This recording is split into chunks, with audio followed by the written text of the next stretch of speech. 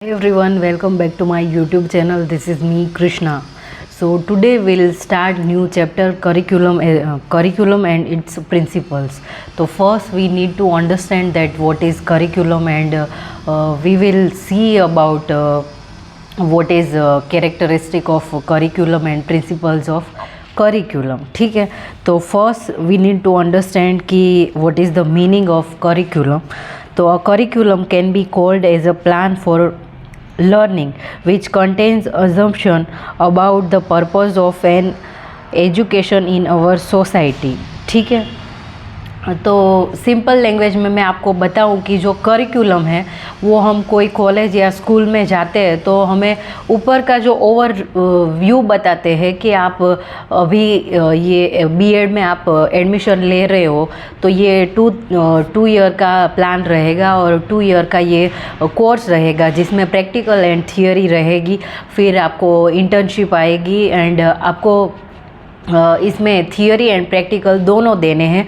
तो ये over view हो गया कोई भी जो कोर्स है उसका, तो उसको हम करिकुलम बोलते हैं। और सिलेबस है उसको ऐसे बोलते हैं कि इसमें पर्टिकुलर हम ये चीज़ें पढ़ेंगे कि इसमें ये हमारा एक फर्स्ट जो एजुकेशन सब्जेक्ट है तो उसमें हमें वी नीड टू अंडरस्टैंड कि देर आर 10 टॉपिक्स, तो उसके जो टॉपिक्स के नाम रहेंगे और ये हमें इतने टाइम में पढ़ना है उसको सिलेबस बोलते हैं और करिकुलम है वो ओवरव्यू होगा। ठीक है, ये सिंपल भाषा में मैंने आपको समझा दिया। फिर according to the modern concept of curriculum, it doesn't mean the only academic subject traditionally taught in schools, but it includes the sum total of experience that pupil receives through the manifold activities that go on in the school, classroom, library, laboratory, workshop, playground, and in the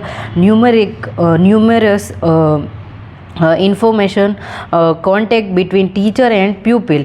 तो ये curriculum है उसका overview ऐसा होता है कि ये खाली एकेडमिक्स के लिए नहीं होता है कि लेबोरेटरी में हमें कैसे काम करना है, फिर प्लेग्राउंड में हमें कितना खेलना है, कौन से जो टाइम में हमें खेलना है, ये सारी चीज़ें हैं उनका एक टाइम टेबल और एक ओवरव्यू होता है कि इतने टाइम में बच्चे हैं स्टूडेंट है वो ये एक्टिविटी करेंगे, उसको करिकुलम बोलते हैं। ठीक है, फिर according to Tanner and Tanner curriculum की हम डेफिनेशन देखते हैं कि curriculum is the reconstruction of knowledge and experience systematically develop under the auspicious of school or university to enable the learners to increase his or her control of knowledge and experience.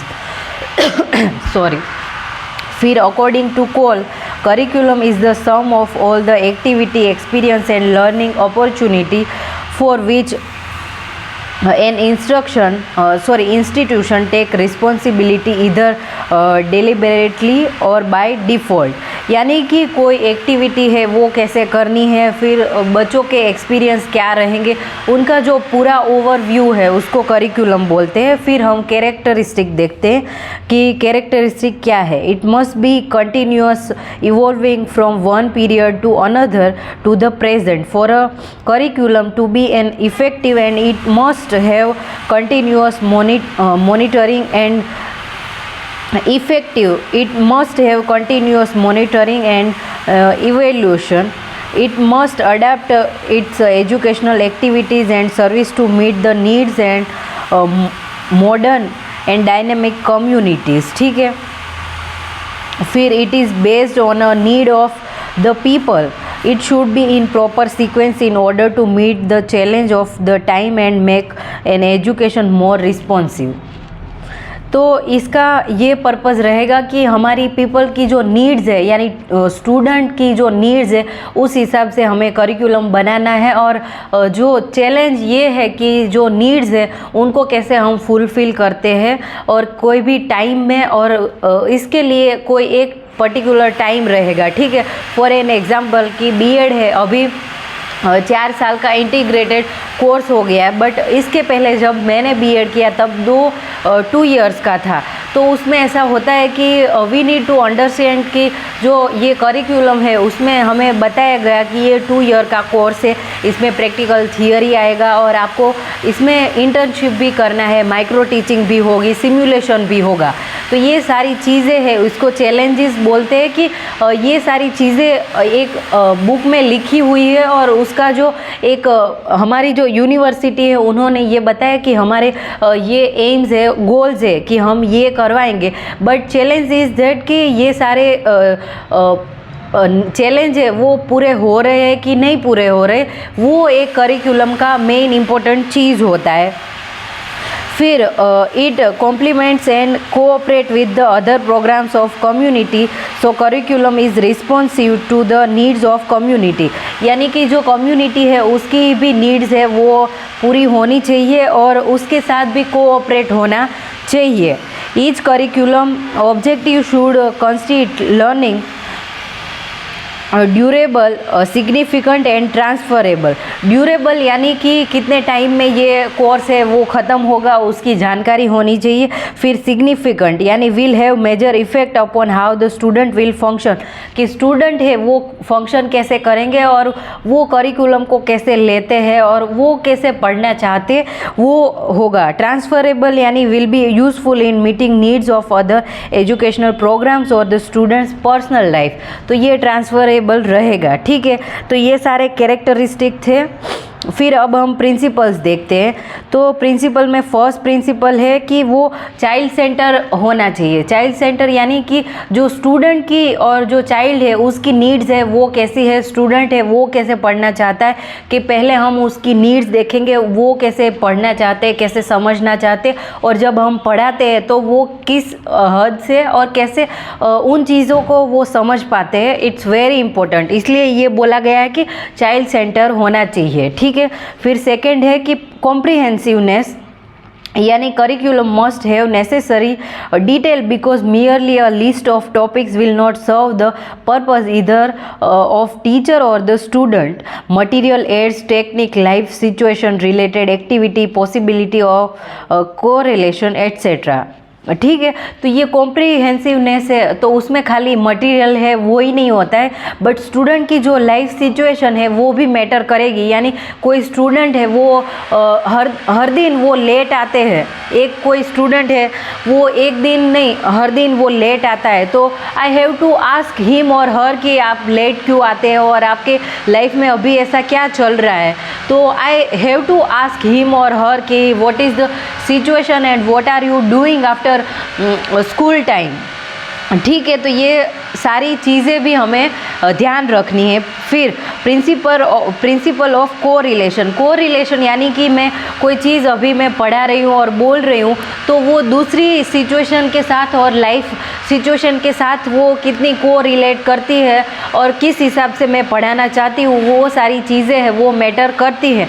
यानी कभी मैं school में या पढ़ाने जाऊँ तो मैं ऐसे पढ़ाऊँ कि ये चीज़ें हैं वो दूसरी बातों से भी रिलेट करती है और मैं कोई प्रैक्टिकल एग्जाम्पल दूँ तो उसको कोरिलेट बोलते हैं। ठीक है, फिर principle of utility, according to this principle only those topic subject material and learning experience should be included in the curriculum which are found in possess any utility to the student. ठीक है, तो जो student को कौन से topic पढ़ने हैं, क्या करना है, वो सारे टॉपिक की लिस्ट है वो स्टूडेंट और टीचर दोनों के पास होनी चाहिए कि okay we need to understand and I do have this syllabus with me and I do have this curriculum, कि 2 साल में मुझे क्या करना है, ये सारे गोल्स है और सिलेबस इतना है कि मुझे ये 10 टॉपिक्स है वो मुझे कवर करने हैं।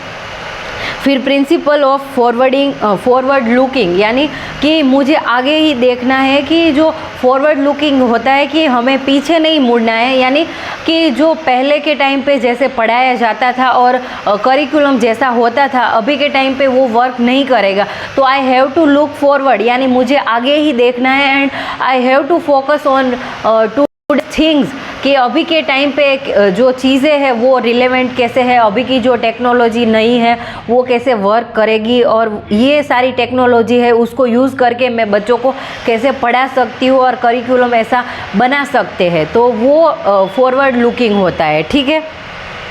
फिर प्रिंसिपल ऑफ एनवायरनमेंट सेंटरनेस, यानी कि जो एनवायरनमेंट है वो हमारे सेंटर में होना चाहिए, कि आजू बाजू का जो पर्यावरण है और आजू बाजू के जो लोग हैं वो काफ़ी हद तक हमारे ब्रेन को वो असर करते हैं, अफेक्ट करते हैं, यानी कि मैं जहाँ पर रहती हूँ उनके विचार, उन लोगों की बातें वो मेरे माइंड को अफेक्ट करेगी।